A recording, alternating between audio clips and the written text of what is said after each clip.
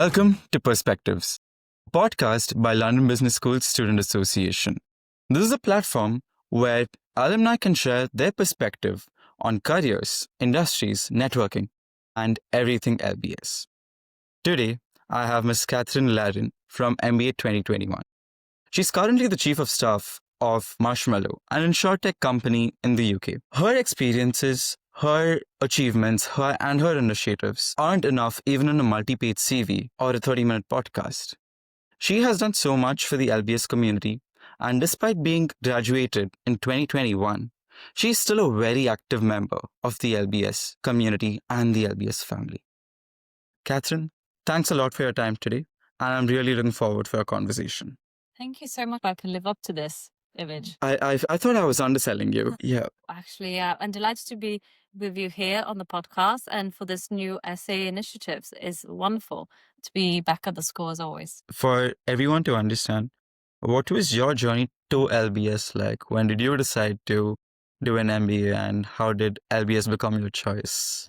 Very good question. So I spent my career in investment banking before the MBA, first at Bank of America Merrill Lynch and then at Evercore across very different teams, some debt advisories, some general syndicate and loans. So that was a really interesting experience for me. I really enjoyed my time in investment banking and the skill set that I learned.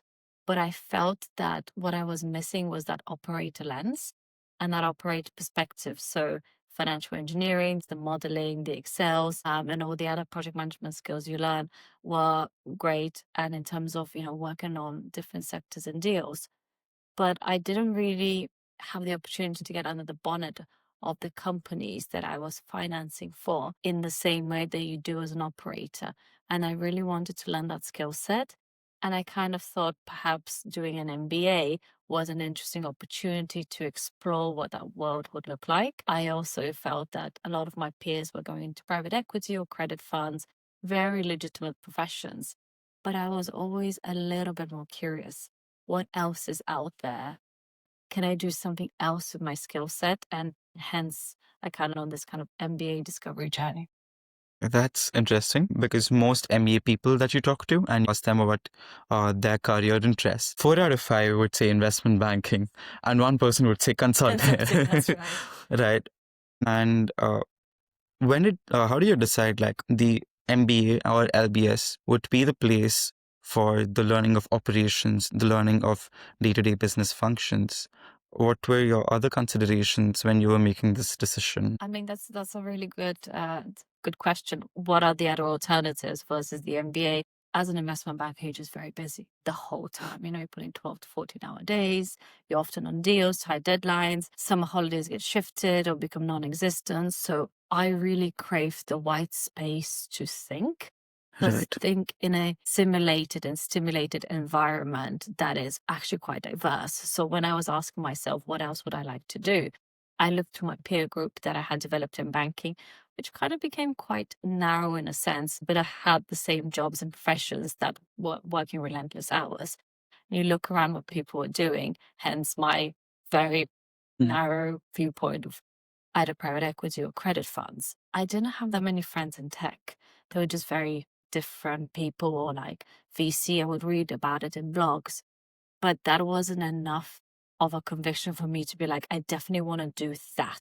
So I needed the 2 years to explore things in a more of a curated environment. And then your second question was why LBS? The main thesis for doing an MBA, or one of the main kind of attractions, is the alumni network and the networking. You want to be working where your network is because that enables you. And I always felt that UK and Europe would be my kind of to play in. So it kind of makes sense to look at the US schools. So when you narrow it down to geographical region of Europe and the UK, and if you're actually looking at the league tables, there's only a handful of schools that fulfill the criteria and requirements. And I had always exactly been in London, business School. like just a natural choice. And your LBS journey became exploring what you really want to do. And how did you start exploring the different paths, the different opportunities that are available? Was it the events, the clubs? I think this is why LBS is 2-year program. It's a great structure because you can course correct. if in the first year you explore something and it doesn't work for you, you can course correct in the second year. And you can always do internships or side hustles or whatever experience you want to call it. But through those experiences, actually, you learn a lot more from. And yes, the classroom stuff is very important, but you're almost like the combination of the two is quite powerful. So I was very clear what I didn't want to do. And I wrote it out immediately. And I think that saved me a lot of time. I didn't want to do consulting because I don't want to do anything that is big corporation, no big tech for me, and investment banking, private equity, private funds. So the big structured programs were absolutely hard no. So in the first semester, I went to a couple of presentations out of curiosity because, I mean, Tiffany's comes on campus. I wonder what it would look like to work there. But then I over-indexed on things that I didn't know about. So I said, okay, I want to explore the startup world and VC. And then that was kind of my pool I decided to play in. And there's a lot of aspects to that. So startup as an operator, you can be a VC fund or you could be a founder. So I kind of see like it's from 3 different angles. But that's where I decided to focus time and attention and experience. So the startup became the main focus. And for everyone who doesn't know, as I mentioned earlier, Kathryn's an integral part of the entrepreneurial community of LBS. How did the entrepreneurship exploration at LBS start for you when you were a student? I think it starts very similar to how it starts for most first year students. You go and join the clubs and you go and join every event there is on campus because you're so curious about everything. So in my first year during the MBA, I was e-club member, I think sponsorship pillar, help out the organizational committee. I really wanted to tap the banks for sponsorship because, they were starting to roll out a few incubators. So that was really exciting.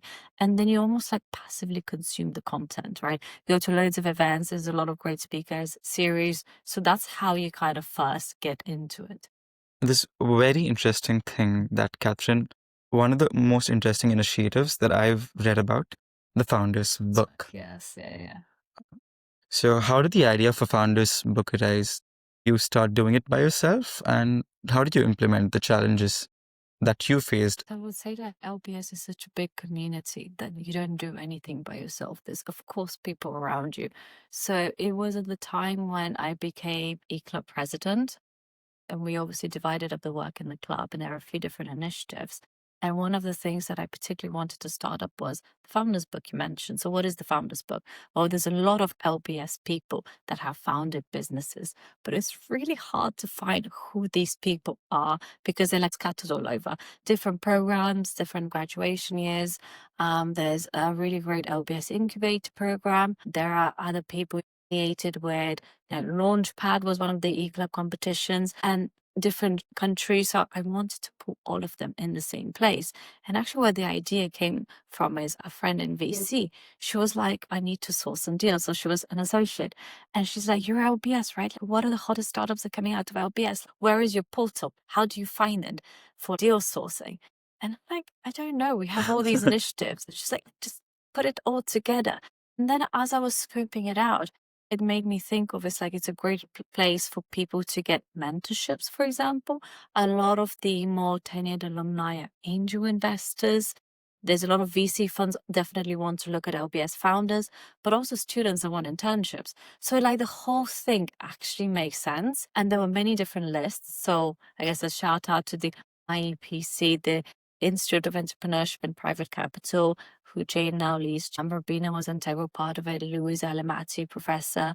And there was a lot of professors that actually helped write speakers that are LBS alums that have graduated, running their own companies, contributing businesses. So the whole thing, like, took a lot of work. I had a team of students, Jason and Fabian, that helped us, and we worked over the Christmas holidays. It was a 4-month project. We had someone to design the whole thing. So I'm very happy that the current e-club committee is still running it because I think it's an invaluable source of all of the LBS kind of entrepreneurs that have come out of the school and will continue coming out.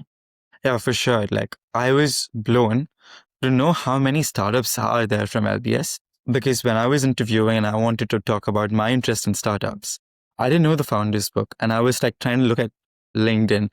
And I came with very limited, but as I was looking through the founders book, just seeing the diversity of the startups that are there in tech, in consumer, across the space. And that was very interesting to me. And it again comes to your point. LBS is a space where you can get to explore the different opportunities that are there.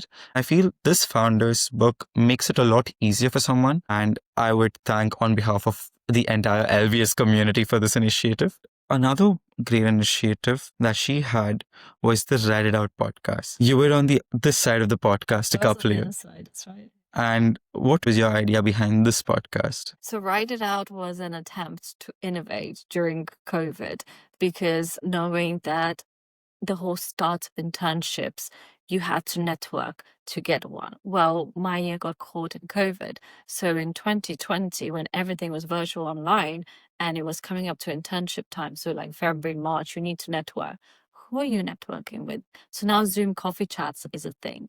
But it was not very prevalent. So I was like, okay, how do we make like lemonade out of lemons? And I started interviewing classmates from my stream. So shout out to Streamy. They were very receptive and kind, all in different countries, by the way, because some people had left London because of pre-COVID restrictions. And I was basically asking them, how is sector X impacted by COVID in your country? So there were quite a few like diverse voices in there. And because it gains traction in my stream and people were listening to it, to my surprise, I decided to open it up to many LBS alums because they were very kind. They gave up their time, founders, and then also VC investors, and a few non-LBSs that contributed as well.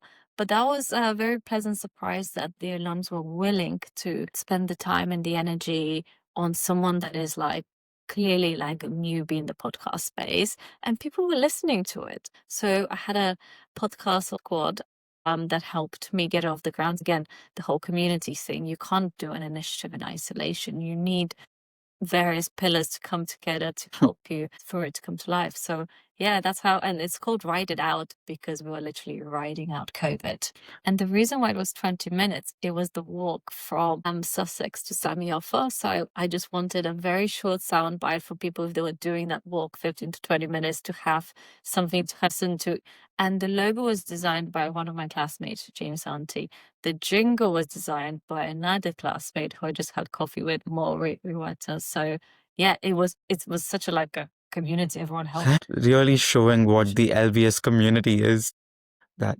And over the course in your time, you've spoken to a lot of founders through the pitch book, through your podcast, and through the myriad of events that you have at LBS. Speaking of these many people in the startup ecosystem, did you have a change in perspective? What would you say your learning from talking to so many people became?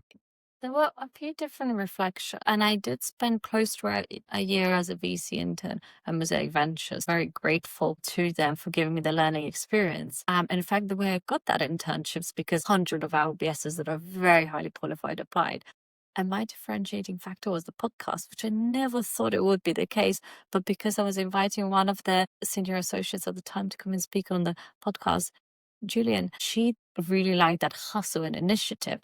Of course, VCs love hustle because of the founders always hustling for intros. That's how the whole thing came about. So you obviously had to meet the minimum bar. So I would say side hustles do make a difference and you stand out in a crowded marketplace. But one of the things I learned from that VC internship was I always was under the impression that the best investors were either operators or founders themselves, because you could understand the pain points much better of the companies that you're investing in, which was a new reflection for me that I actually thought maybe you need a finance background for it. At earlier stages, it's a little bit more about the execution and doing the reps of building. So that kind of informed my pathway of wanting to be an operator. And the other thing that stayed with me from that experience is that ideas are not proprietary, executionist. Like I would describe myself as chief deck scrubber. So all the inbounds, interests, or leads that came in, all the decks that were sent, I was the first pass effectively. And then I would discuss with the associates and the partners. And you see the same idea like 10 times over. And then you listen to the founders and they all thought their idea is unique. And it's like, actually, your idea isn't very unique. and you've seen it in some shape or form.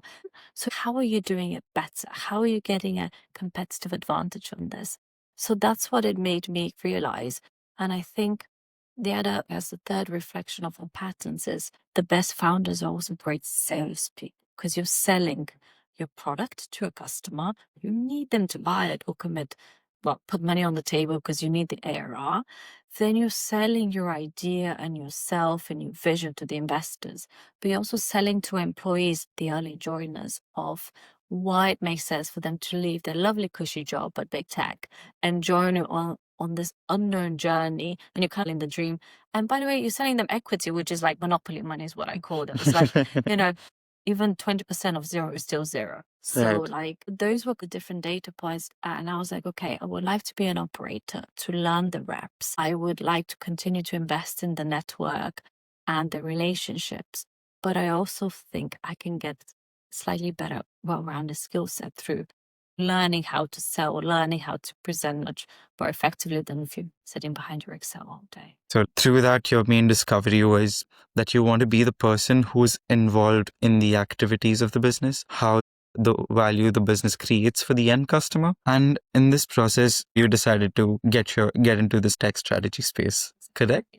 Right. And currently, as the chief of staff, how is it different from what you would have done before your MBA? Well, I think pre-MBA, I didn't know a role of chief of staff existed. And I wanted to be a chief of staff post-MBA. That was like my dream.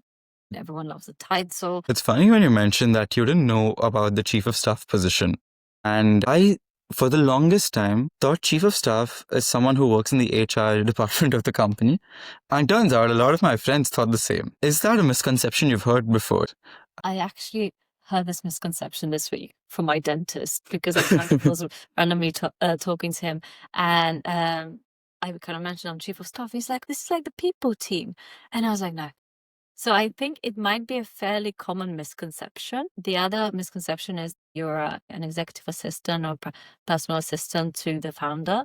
That is not what you do. Yes. Yeah. So could you break down what exactly the role of a chief of staff is? And what are the skill sets that someone would need? So in terms of the role itself, it's quite nebulous.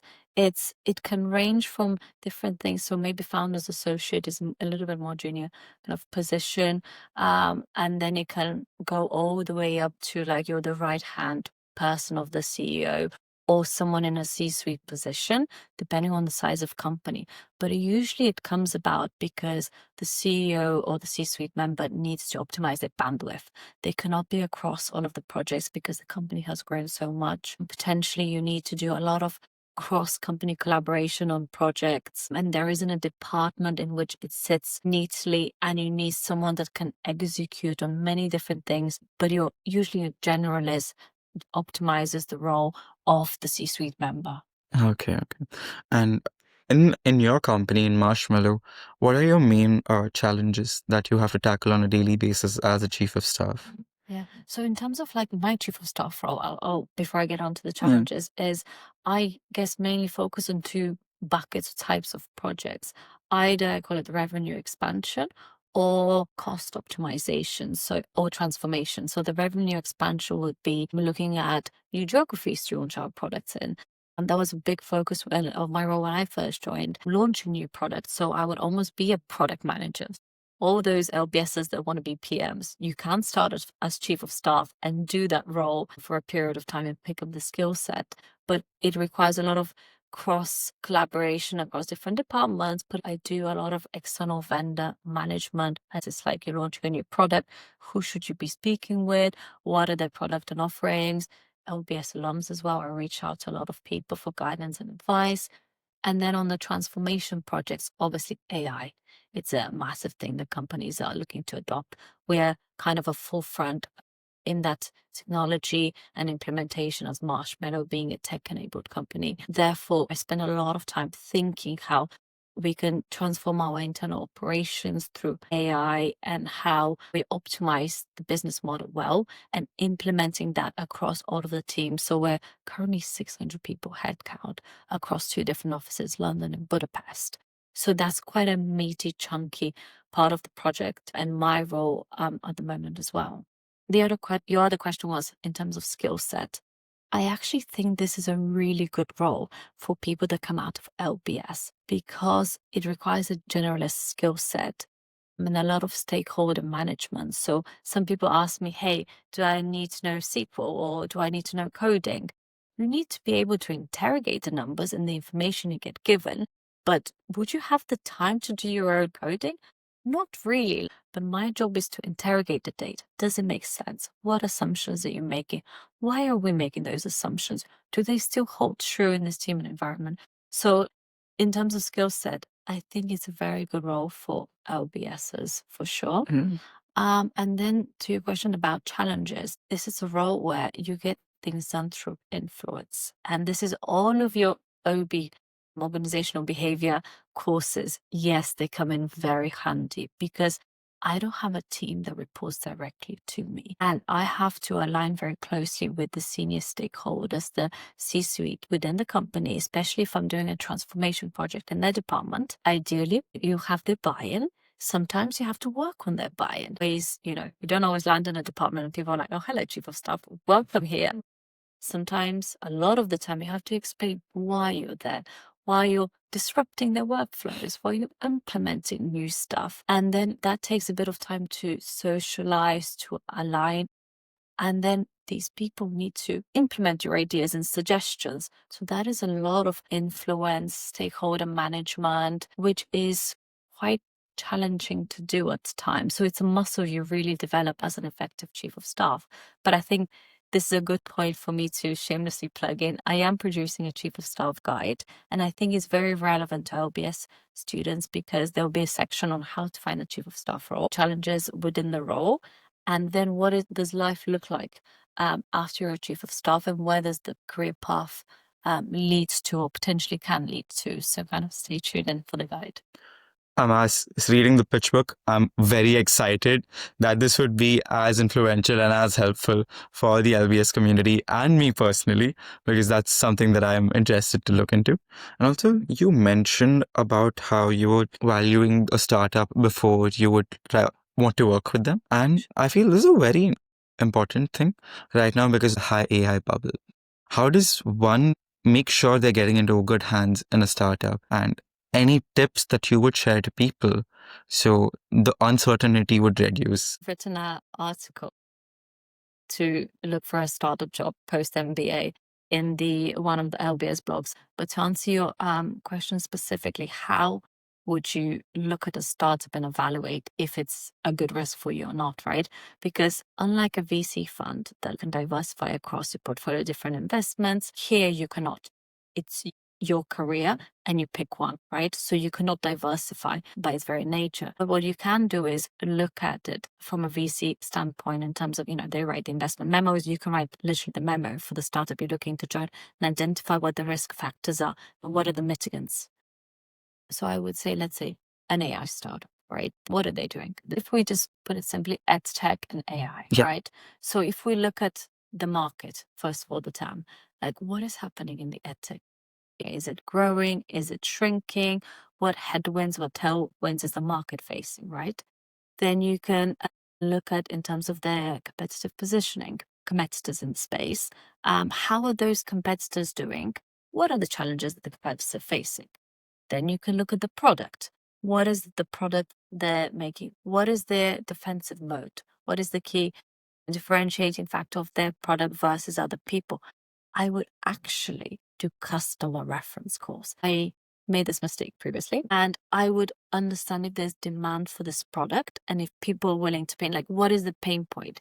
Is it a nice to have, or is it cannot wait for someone to come up with this and I'm ready to part with my cash, even if it's imperfect?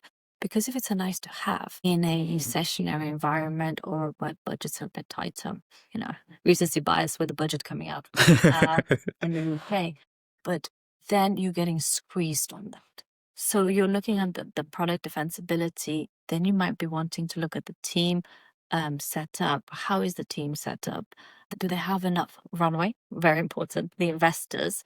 Yes, look at the investors, but look at how much runway they have. If they have less than 12 months, no, thank you. You want like 12 to 18 months. So you can actually do a proper plan in place strategy, paying customers. Then maybe you look at the founder, depending on the role. Is it the sort of founder you can work with? What might be the founder shortcomings? So like there's a lot of things you can look at. So think about it. If you're an VC, would you invest in this company? And the investment here is yourself. Would I invest my full time and energy in this company?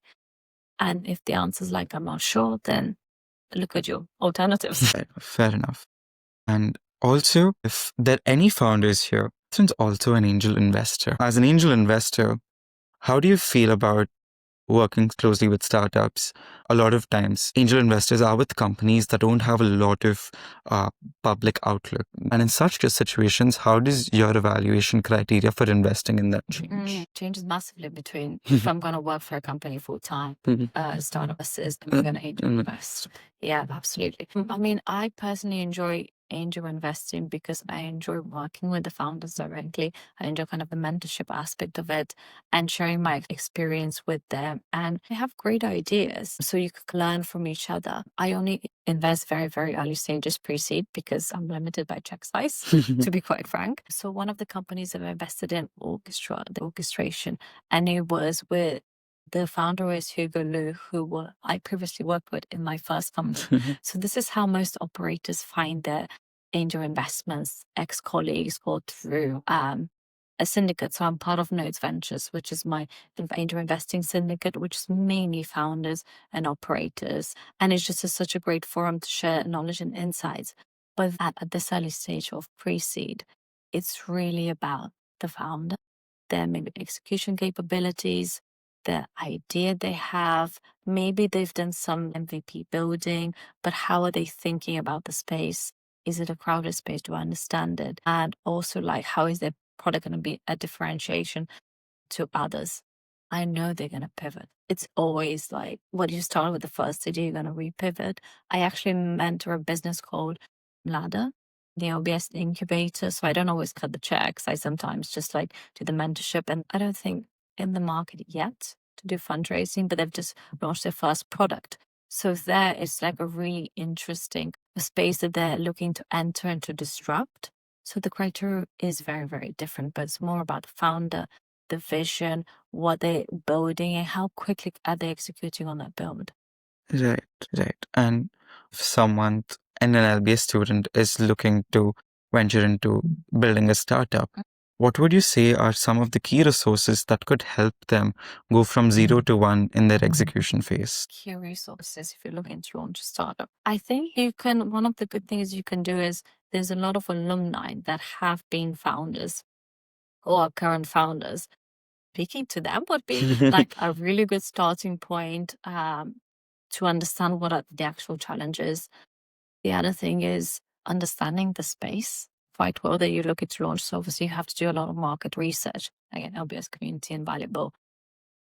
Being affiliated with the club of that particular space would help because there's a lot of external speakers, customers. You need someone to pay for your product.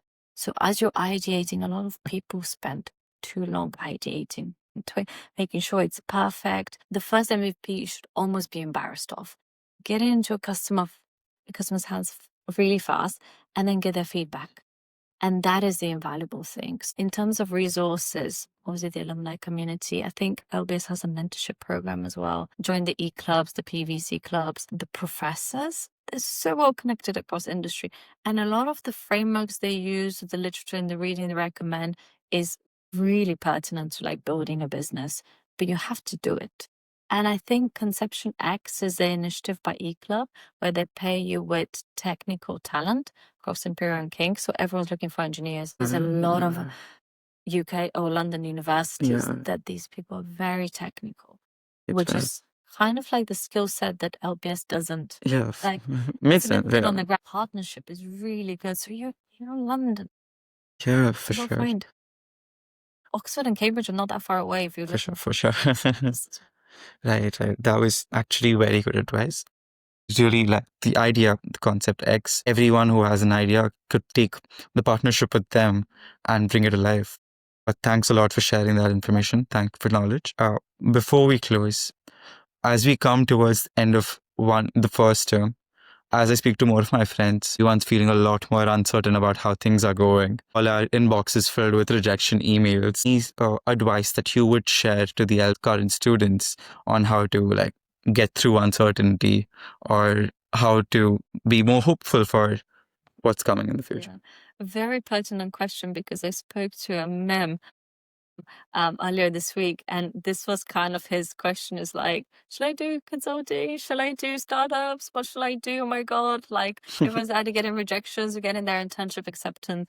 We'll say to LBS students, you're all going to be fine and live happily ever after.